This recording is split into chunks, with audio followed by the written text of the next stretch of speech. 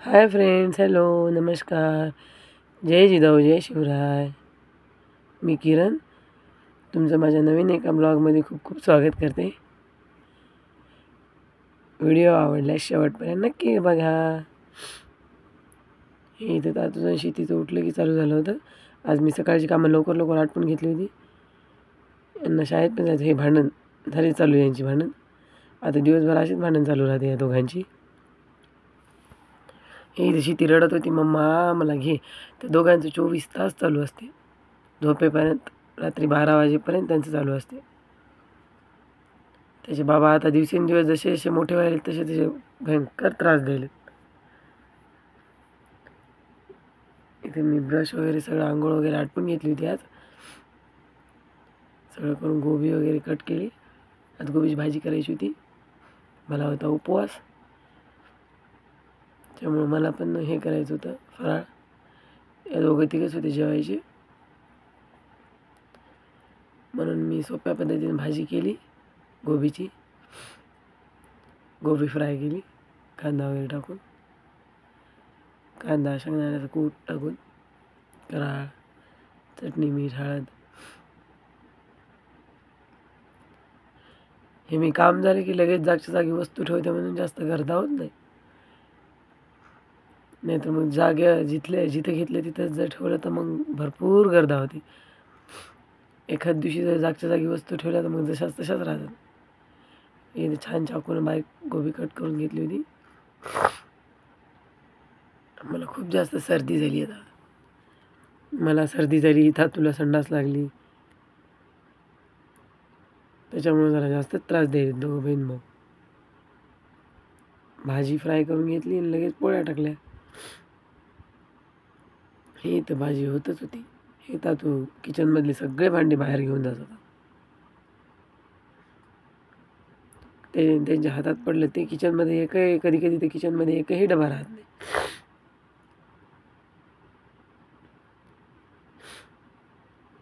मला सकाळी एकदा, संध्याकाळी एकदा आणि दुपारी एकदा 3 वेळा किचन पुसावं लागते. हे ते दे म्हणलं ते दिलं त्यानं. गरमी तर खूपच भयंकर होत होती. आमच्या इथे पाऊस पडत होता संध्याकाळी. दिवसभर भयानक गरमी झाली, खूपच जास्त ऊनही पडलं आणि रात्री पाऊस पडला.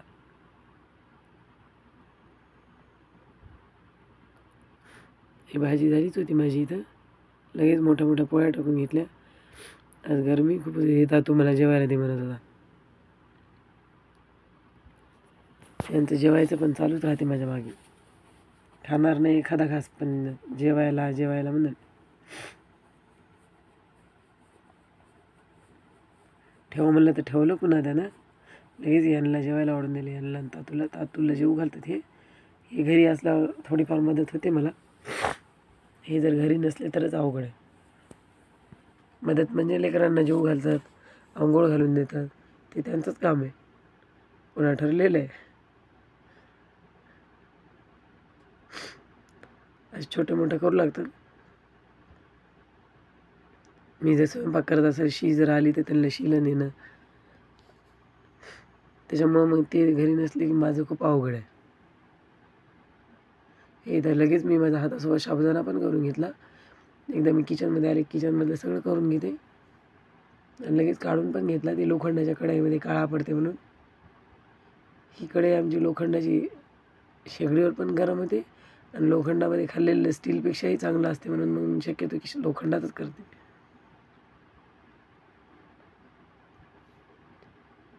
आणि लवकर करपत पण नाही, घासायला पण एकदम सोपी. लगेच मी माझा फराळ पण करून घेतला आणि लागले किचन क्लिनिंगला.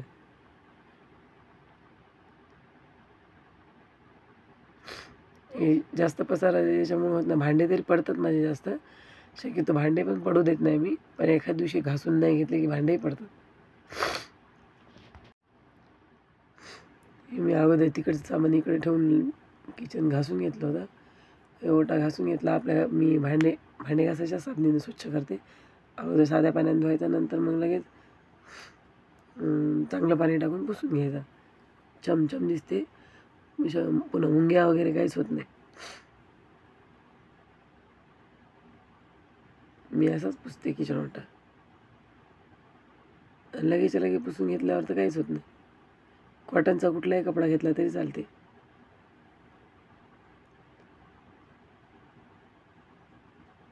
आपल्याकडे तर कॉटनचे भरपूर कपडे असतात.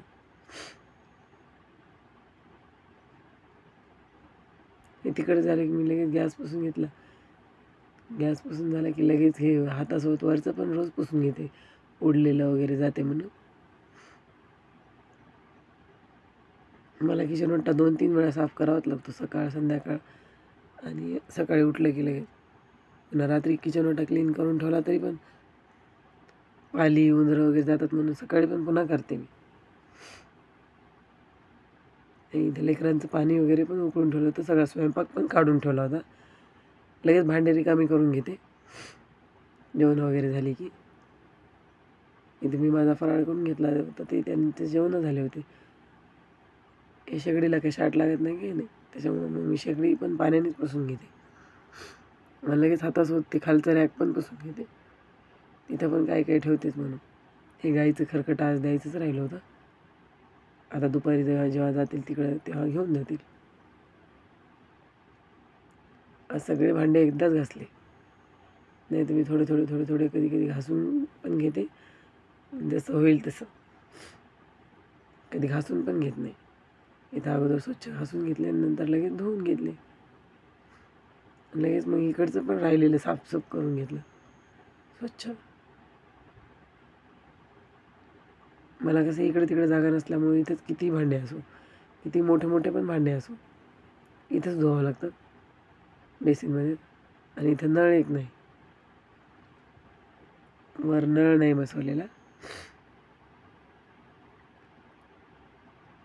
इथे छान असे भांडे स्वच्छ धुवून घेतले. बेसिन रोज घासून घेते मी, सकाळ संध्याकाळ. रोज घासल्यावर तेवढी घाण होत नाही म्हणून रोजच घासून घेते. इथं 2 मुलांचं सांभाळून सगळं करणं म्हणलं की खूप अवघड आहे. कधी कधी ते रडकोंडी येते मी घरी जर कोणी नसलं तर. आणि कधी कधी एवढं मस्त वाटते, लेकरं कुठे गेले तर करमत पण नाही, उगाच गेले वाटते. 5 मिनिटासाठी पण त्यांच्या मागेच जाते मी. सर्दी खूप झाली भरपूर मला, त्याच्यामुळे आवाज पण निघून चालला आहे. शिंका खूप यायला ना. लगेच वायपरनं पुसून घेतलं स्वच्छ क्लीन.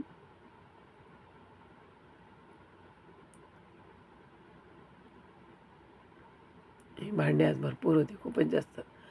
नाश्ता, स्वयंपाक आणि जेवण सगळे एकदाच भांडे घासले.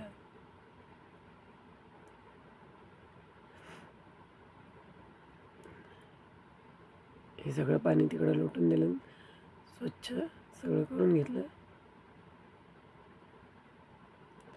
रोज असंच करते, ती चाळणी वगैरे सगळं स्वच्छ झाडं पुसून वायपरनं लोटून दिलं तरी पण पुन्हा एकदा कपडा हातासोबत मारूनच घेते. हे माझं सकाळचं किचन क्लिनिंग होतं दुपारचं. आज थोडा पूजेला उशीर झाला होता, तोपर्यंत तातू पण आला होता. तब्येत बरोबर नसली की जसं उठून करा वाटलं तसं करते मी. इथंपर्यंत तातू आला होता. शेतीला तरी झोपू घातलं होतं. लगेच इथं संध्याकाळी पाऊस पण चालू होता. माझ्या चॅनलवर जर नवीन असेल तर माझ्या चॅनलला लाईक करा, शेअर करा आणि सबस्क्राईब करायला विसरू नका. व्हिडिओ जर शेवटपर्यंत बघितला असेल तर खूप खूप धन्यवाद. पाहुणा गेस्ट म्हणजे पाहुणा. गेस्ट म्हणजे गेस्ट. हो, आधार म्हणजे वडील. डोअर म्हणजे